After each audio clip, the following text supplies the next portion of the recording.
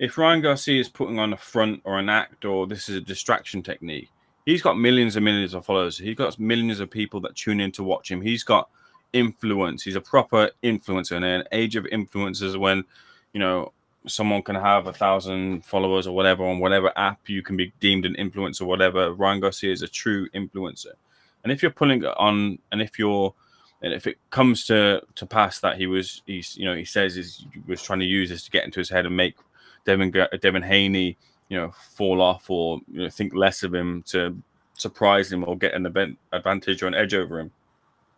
We're in dangerous territory, really, because you're saying to your followers, you're saying to your people that it's acceptable to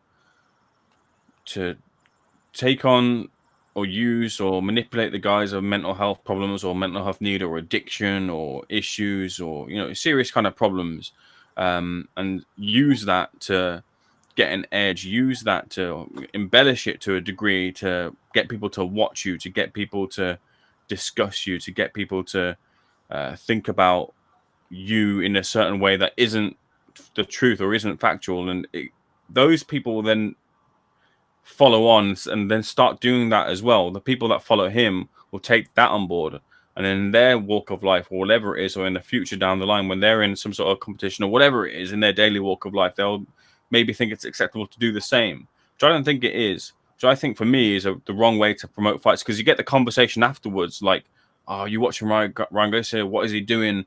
You gotta come in, you gotta watch this, you gotta see if he's unhinged or whatever. That doesn't sit comfortably, really, because that's not the way you promote. That's not the way you sell a fight. And that seems to be, if it's the case that he's embellishing or not in need of the help, that kind of seems like what is being done, unless I'm reading the room wrong. The other side of the coin is, if he is needing help, if there is a problem here, if there is reason for him for us to be worried about him, which it seems to be there is, because it seems to be he's appearing drunk, he's appearing erratic, he's appearing, manic. He shouldn't be fighting. He shouldn't be fighting this weekend. It's a high-level fight. The topic of discussion which he's talking about on these Twitter spaces are serious matters, which is why originally I thought it might have been just a joke and it might have been a bit of a bit, as they call it in America. But when you go past that point of the topic of discussion, when you're talking about in deep level conspiracies and things, you've gone past the point of thinking like this is a joke. This is someone who, generally we need to think about whether he needs that help or not. So he probably shouldn't be fighting. Have those evaluations happen, have those conversations happen. Are those things happening to make sure that Ryan Garcia is in a fit frame of mind to fight this weekend? And that's kind of the real problem I have with this fight, and the consequences of it if this is the way promotion is going to be going forward. The other thing as well, though, is if there is maybe some form of background issues and things as well, and if he does fight and he ends up winning as well too, although I don't think it should happen, it's a crazy achievement as well. Maybe one of the biggest subversions of I don't know, thinking when it comes to a fighter who has that much on his plate and then able to draw out a win there. It's very, very crazy, kind of up in the air situation here for me, the way I think of it. And I'm not too. It's a little bit of a bad taste in my mouth, at least from the way I conclude of looking at it as to this fight going ahead. But I guess that's the way of boxing these days at the moment. Let's get into some of the thoughts of the people in the chat. If I'm going to get blasted for my thoughts here, or if people maybe agree with me here, let's get into it. So, DB1 with Danny Gaffilin going back and forth. Just not a good looking guy when I see one. We need a bit of a comedy break. Good looking me, I don't know about that. Two sugars, Josh, please. He's giving you the Frank Smith treatment. Don't take that from Danny Gilfillan, Josh. To be fair, I've sparred Danny Gilfillan before, so you'd comfortably handle him, Josh. Don't you worry. DB1, Ryan Garcia stuff is wild in all capitals. Sometimes I think it's calmed down till I go on his Twitter and he's even more unhinged. It's just normal. None of it goes viral anymore. Boy needs help. Captain Casual. Ames, the real question is, where is Ryan Garcia's white horse? I must have missed this one. I'm not sure what that's in reference to, but I have not seen that with Ryan. I've seen a couple of Twitter spaces that I've been on and listened to. I had my friend Donna Corby have a conversation with him, and Donna did well with kind of drawing stuff out of him without kind of, letting it be known that he was trying to get a bit more of information about Ryan as to where his mind was, basically. So I've seen a couple of those Twitter spaces. I've seen a couple of clips of an interview with some lady called Bobby Altoff, who's all the rage now in the US, and that was concerning as well too. So yeah, it's very much one that's a situation which is concerning for me.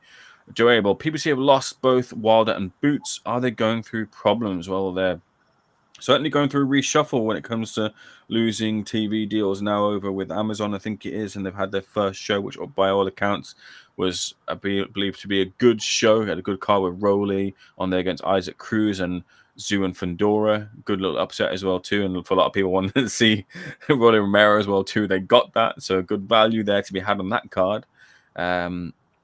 Moving forward, there's no way he's putting it on, says Danny Gilfillan. Kid is a drunk. De La Hoya and James wheeling him out to get badly hurt, so they get their cut. That's the brutal part of the sport, which is, again, one of the concerning points because, if you look at it from that chain, do they want to evaluate him? Well, then the commission lose the cut and this, that, and the other. Everyone kind of loses the wedge in the wallet at the end of the fight week. So that's part of the big problem of it.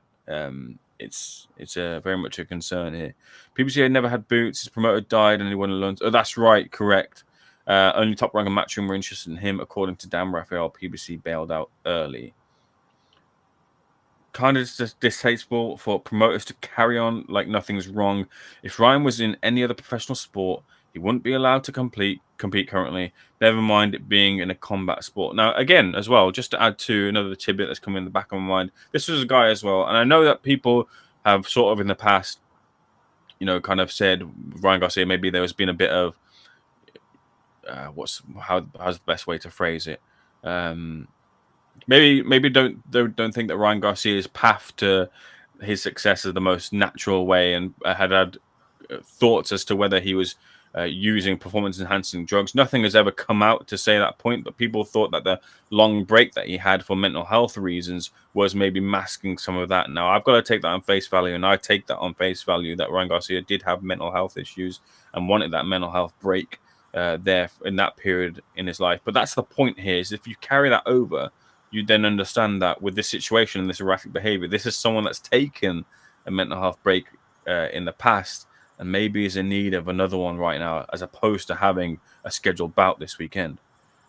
It's a slippery slope with Garcia. Hearn said as a promoter, you can't legally pull fighters out of fights easily.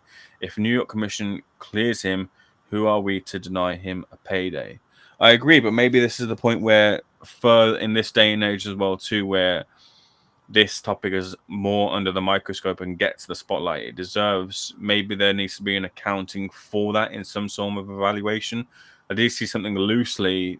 I can't remember fully what it was saying, that Ryan Garcia maybe was going through another evaluation soon or something along those lines. But are those being conducted?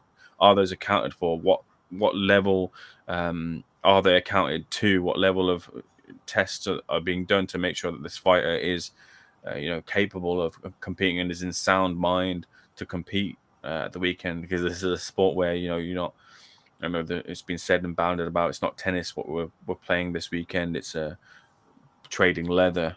But to be fair, we've seen promoters continue to promote fights, knowing one of their fighters has failed 2 tests, and even worse, seeing promoters, happy for their fighters to fight with opponent failing tests. So you're right. This is one of the dark side of things where we've seen things like this go on, but that doesn't mean that this just have to go on. Surely there's a line somewhere. Are we pushing the line, or are we pushing the line further below and low and low? That's the question here.